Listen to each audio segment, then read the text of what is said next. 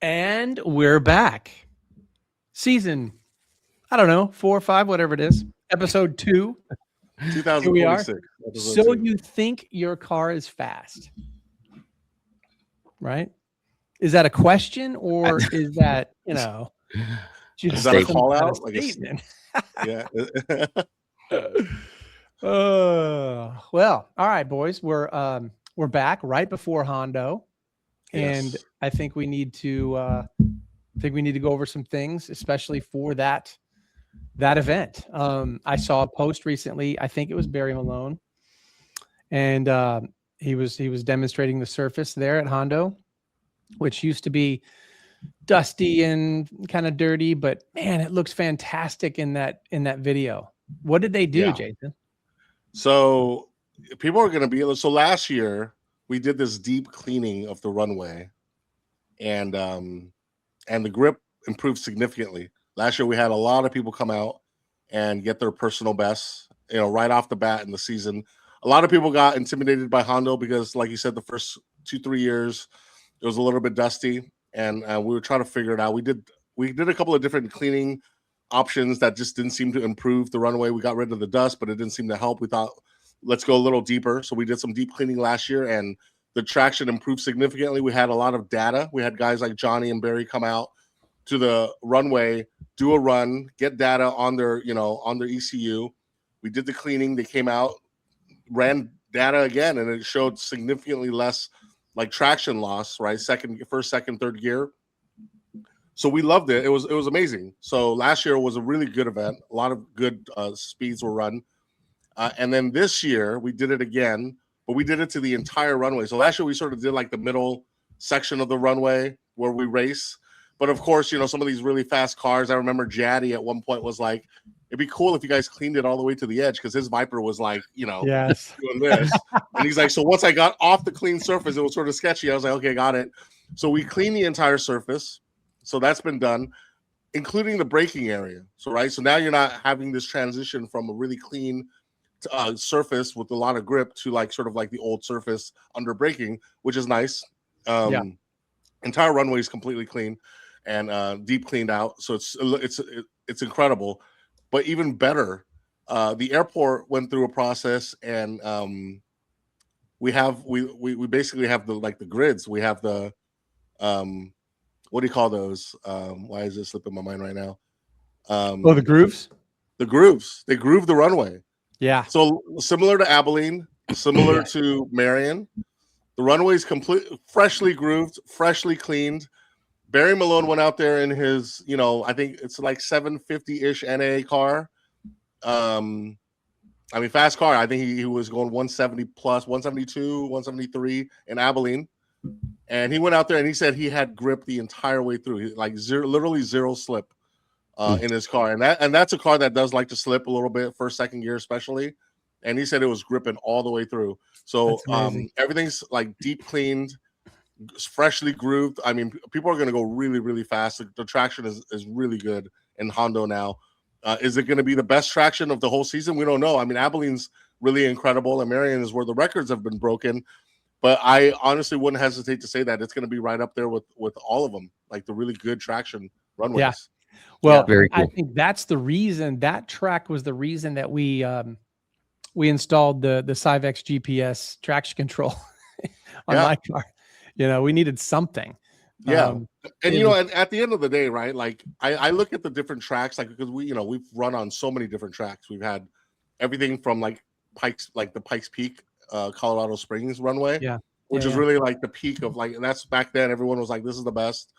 We had Oregon, right? Oregon was a really great track, very similar material to Marion in terms of the grooves and everything.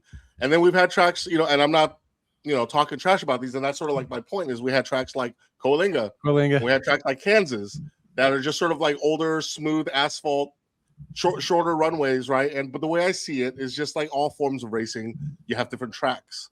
Mm-hmm. And what makes the difference from these cars is some guys just show up to an event and they don't change anything. They don't change the way the torque hits. They don't change their TC controls. They don't change their suspension. They don't change their aero. And this is racing, right? And there's no reason why, even for the standing half, that you're not modifying your car, taking notes, and seeing what works from one track to the next.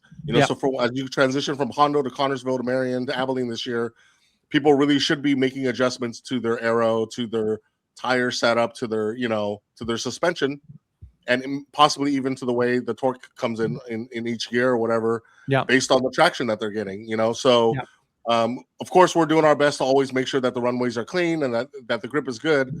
But these are different tracks, and different tracks handle differently. They're at different elevation as well in terms of the event. The temperatures change from event to event, and that's part of racing. You got to make those adjustments to optimize the performance of your car.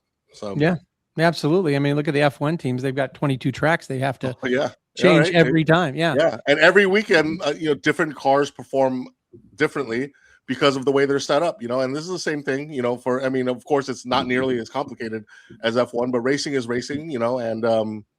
And the tracks are different, and traction is different, and the DA is going to be different from track to track. So people, if they're very serious about this and they want to do the best they can throughout the season and maximize their points, they should be looking at their setup every event. Yeah, no, I totally agree. And Hondo's the only event that we go from right to left, or no, I guess we do that also in Indy. In Indy, and actually when we race Connorsville, it's going to go right to left. Abilene is left to right. Kansas is left to right. Yeah, so that changes, but luckily for us, airport runways tend to be pretty flat, so there's not too much of an advantage of going one direction or the other. The big difference, though, is sometimes wind. It could be prevailing, for example, like in Abilene, we have to go left to right, just the way the layout is. But wind tends to go right to left every winter when we go there, every fall, right? And every time the driver's like, why can't we just go right to left? I'm like, because you guys will be driving into us. Right. And that's not an option, right? That's not ideal. Cars to be crossing the finish line and under braking approach the spectators and where I'm standing. Yeah. I'm not, no one's going to want to be there. So we don't need no spectators. The unfortunate thing is the wind. Sometimes winds tend to be a certain direction, a certain time of the year. But there's nothing we can do about that. But again, that's something you can set up aero-wise for, So, yeah. No, absolutely.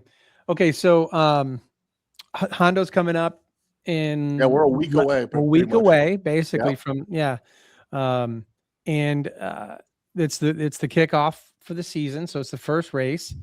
Any cool things planned?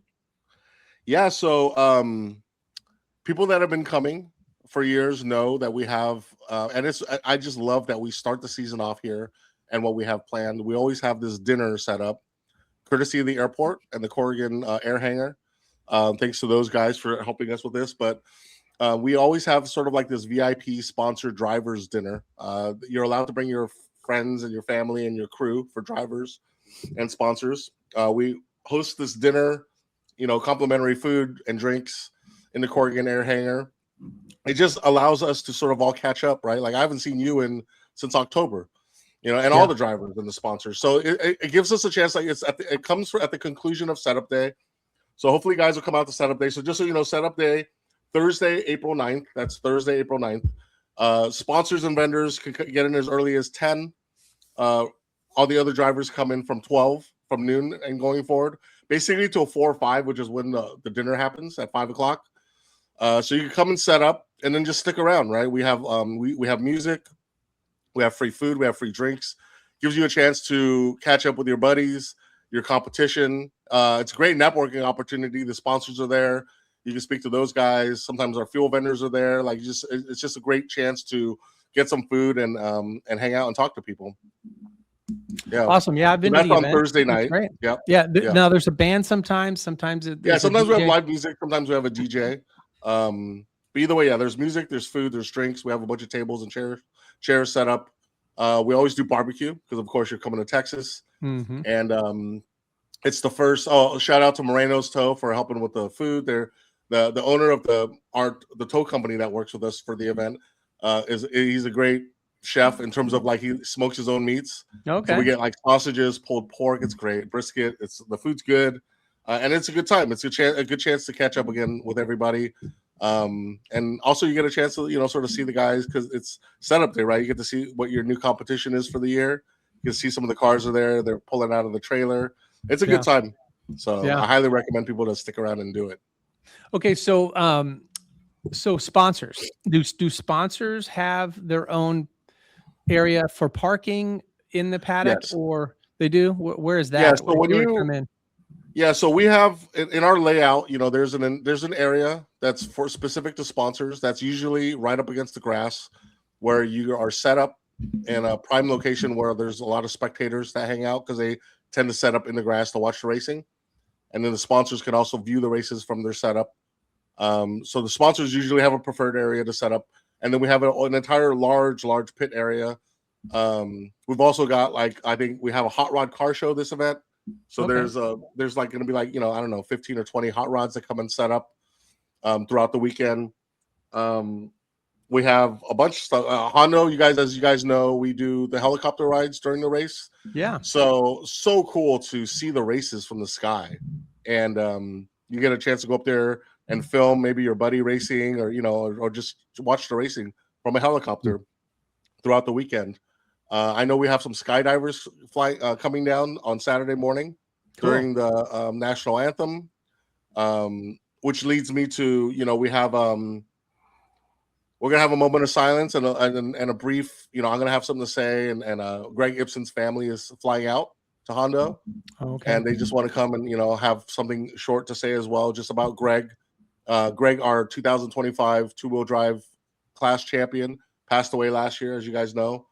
And we just want to give one more nod towards his legacy and what he accomplished, and just a memory of him in Hondo. So we'll be doing that also during the Saturday morning drivers meeting. So we have a lot planned, and it's going to be a really, I think it's going to be a really touching moment, for us to say bye to Greg again. But he definitely deserves it. That's awesome.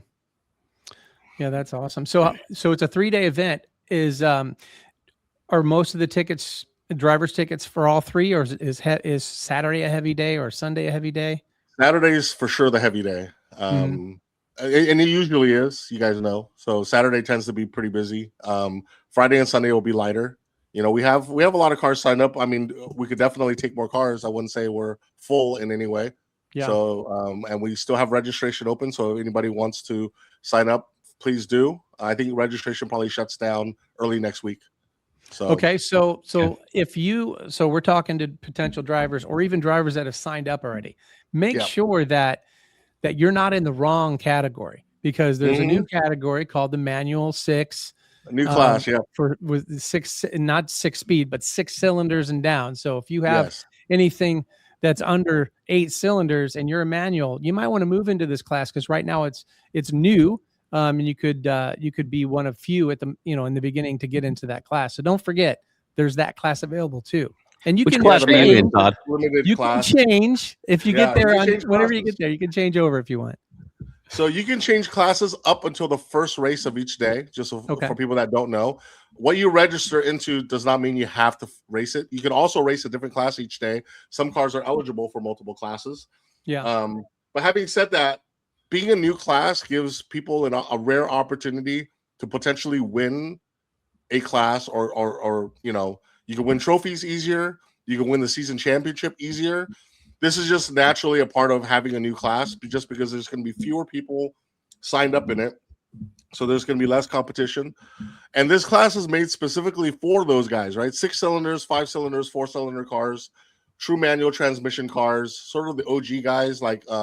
We've talked about it in the last episode, so I don't want to rehash it too much, but most of your JDM cars, Supras, RX-7s, 300ZX, Integras, Subarus, Evos, just those cars. Some of the older BMWs, E46 specific, because 6 cylinders and less. Turbo E46 with manual transmissions. Those are all great cars that aren't competitive right now in most of our other competition classes, but in the Manual 6 limited class, they can be very competitive, as well as the older Porsches. So you're talking about, anything manual, so 997 and older, 997, 996 manual transmission cars that aren't dog box or sequentials can compete in this class and do very well, just like your car, Todd. That's the goal. Yeah. And I think it'll pick up. It will definitely pick up, especially once we head east because I think once we head east, you're going to start seeing a lot more of those 996, 997 cars from the East Coast showing up, and those are the guys going to be gunning for you.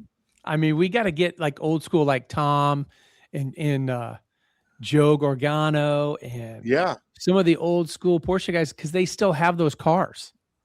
And you know what they're waiting for? Your call out.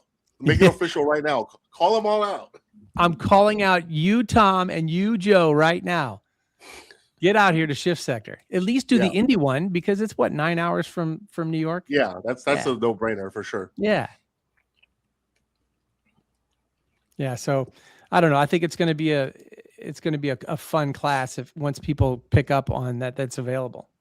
Oh, real quick. Well, before we move on from the scheduling, Hondo is open camping, but you do need a permit.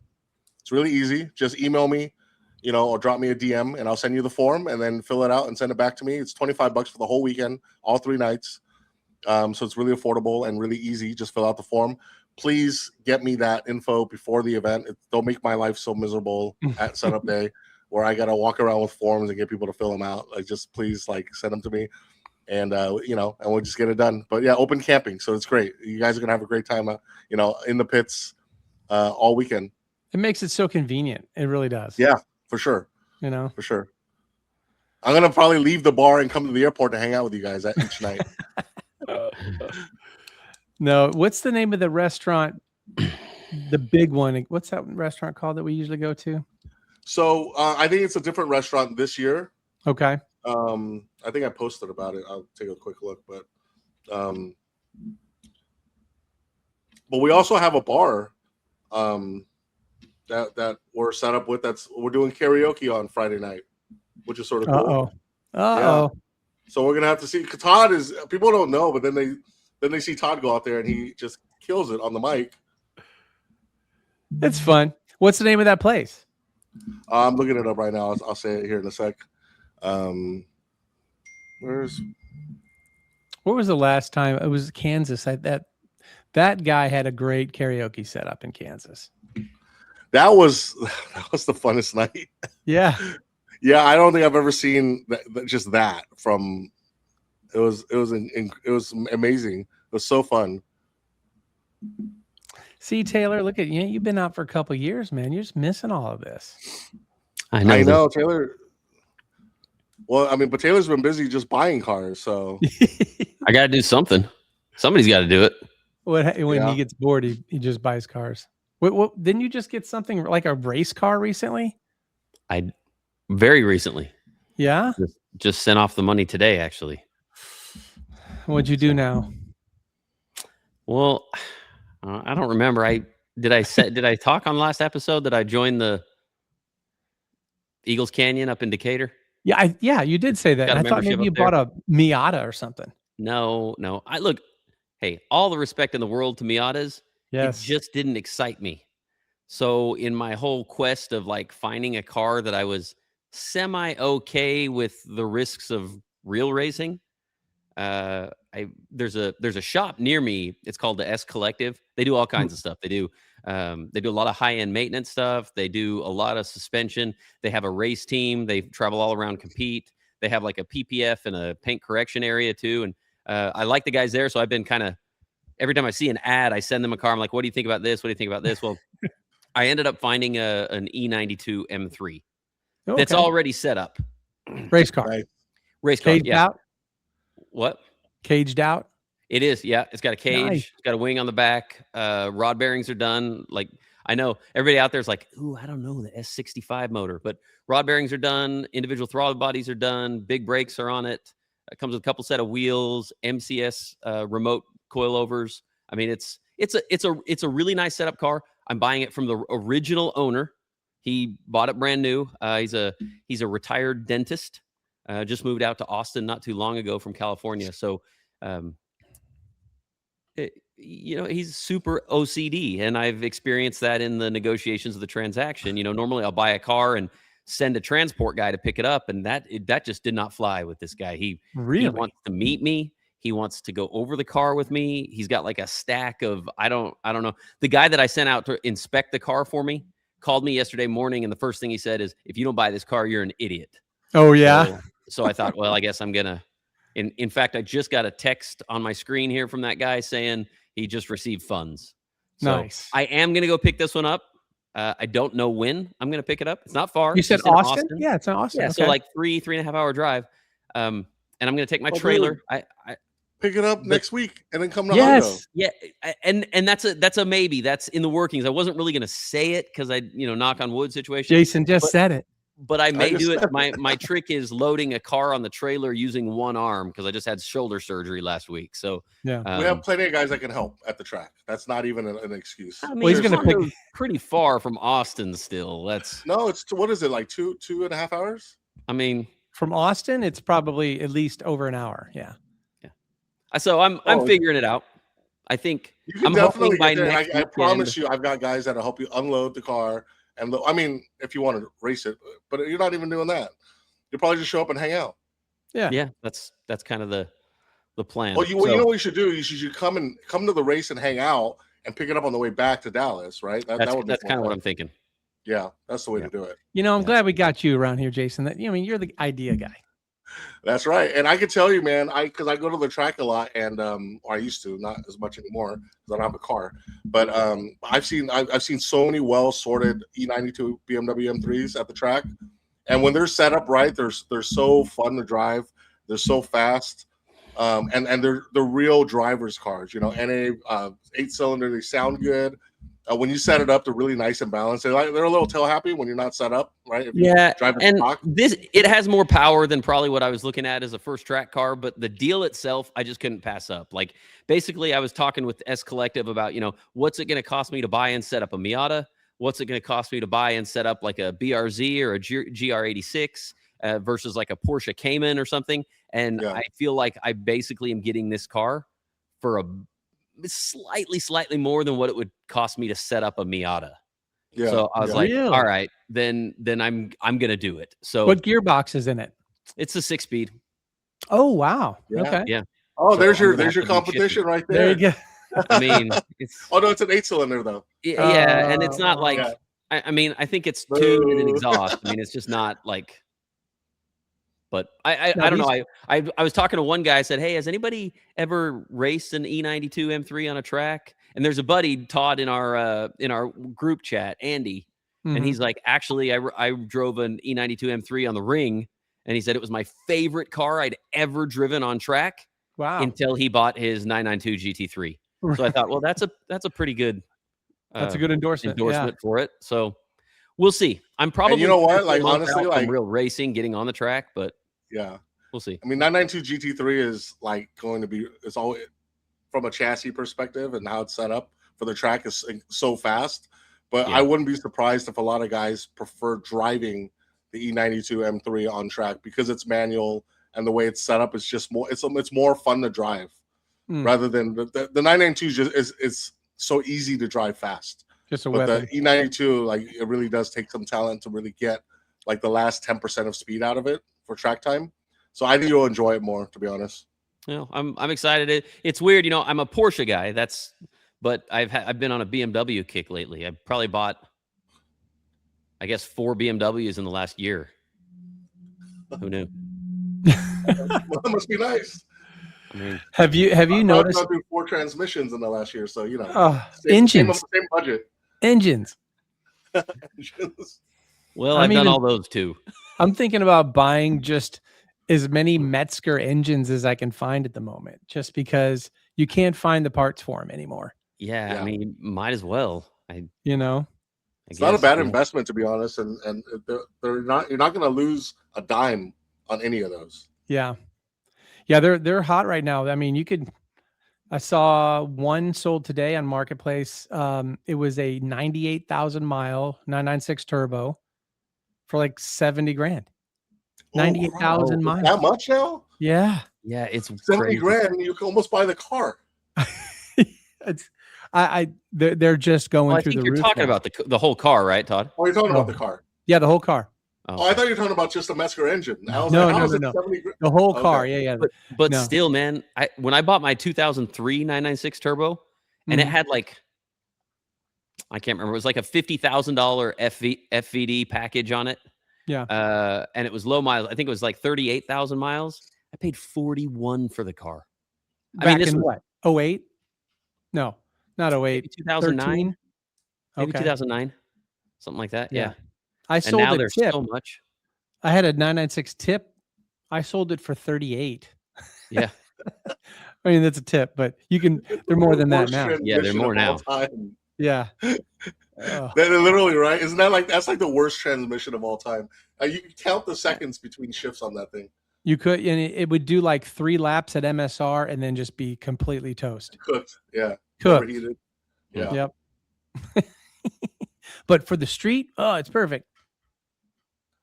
You're gonna But love anyway. that car, Taylor. Though I'm really excited for you. You're gonna love Well, driving thanks. it on track. I'm Great excited track too. car. When you have Yeah. both arms. Yeah. I mean, I have both arms. I got to be careful with how I say that because You're gonna have to prove it. You know. The use of both arms. yeah. Well, I got some good news from AIM. They put the car on the dyno and didn't tell me, and then sent me a photo of the dyno. Okay. It made 1,513 horsepower. Oh my Nice. god.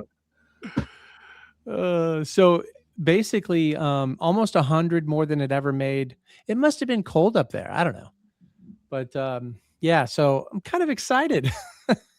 Dude, that's yeah. I mean, obviously that's the record for your car. I don't know anybody that's ever made that much on a 996 turbo. Well, no, this is the GT3.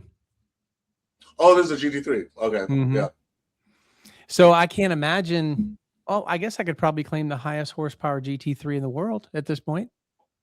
I don't know. I think so. Is there anybody that can challenge that? That's a lot of horsepower. I mean, my white car, which is not a GT3 but similar, right? I mean, because I had the GT3 heads, so I think almost like similar in terms of like what we're talking about. Made 1310 ish. The BBI car? Yeah. Yeah. And I only drove that thing on full boost like once, and I spun out.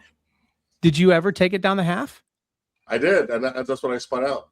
Oh. Because I was working, right? I was like running around, working, and it was the end of the day, and they were like, "Hey, you got to do a pass." I'm like, "Okay." I'm like, and I just assumed that maybe I didn't think they would have it on, all the fucking all the boost, all the power out there, and because I had done some passes the previous day, and they had it like set like super mild, like around 1,000, 1,100 kind of thing, and I just jumped in it, and I like no excuses. I just totally fucked up, but I mean like.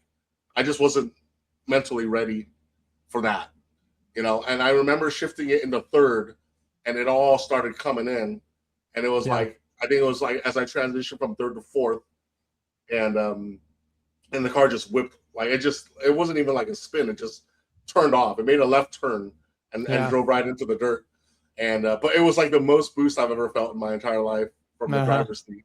And I'm so happy. I was like, man, that was the sickest shit ever. But at the same time, I was so not ready for it because it just hit so fast and so hard. Like, because first and second gear felt normal, which I'm sure your car's the same way. You're just not getting, they're not going to give you much, right? Yeah, wastegate power. They're going to give you they're going to give you like 16 PSI or some shit in first and second gear. But like, when it all hit, I just remember like, I was the meme. I was like, oh shit. And then it fucking spun. And I was like, I felt like such an idiot, but it was so cool. Did you I can't imagine 1,500 wheel. Yeah, I can't imagine. Yeah, I got to be careful. That's all there is to it. New tires, got new tires all around. So I put new tires on it every year anyway. Huh? R888Rs? No, that car does best on the Nitto 555R2. Okay, interesting. In rear-wheel drive, drag radials. Yeah, drag radial. Yeah, they've been the best for me so far. Yeah. Yeah. So I cannot wait to try this new track at Hondo. So it'll be a real test of we keep talking about the improved traction. I mean, your car will be a true test. We'll see how it goes. Yeah, I'm going to send it. I can't wait. Are you going to send it all the way right off the trailer? I think so. I mean, why waste a pass? I don't know. I don't know. You've never driven it at 1,500 wheel before. Don't you want to I don't know, get feel a feel? It? Yeah, I do. Yeah.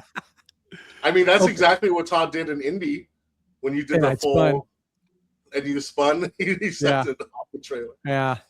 Yeah, you're right. Okay. So if there's 6 clicks, I'll go on 5 on the first pass. and then we'll click it to 6. Yeah.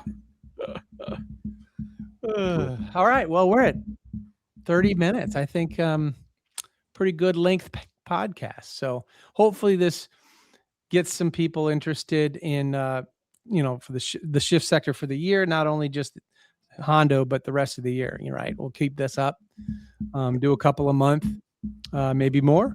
Depends on what our schedules look like, but let's do it again. And Todd and I are discussing about possibly keep an eye out for it, but we might do a quick post event daily, sort of like a quick 10 minute rundown of results, right? Maybe on the Instagram or something like that, or we might do some kind of a results post or go live real quick just to sort of go over who took first and second place in each class at the end of the day, Friday, Saturday, and Sunday. So look for that. We might be trying to do that. So yeah, that's a great idea. And definitely an IG live, something quick that you can pop open and just start talking. Yeah. I think people love that. That'd be cool. Yeah.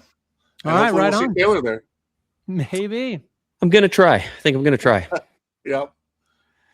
Awesome. All right. Well, we'll see you next time. Thanks, guys. Okay. Thank you. See you guys later. See you guys next week. Yeah.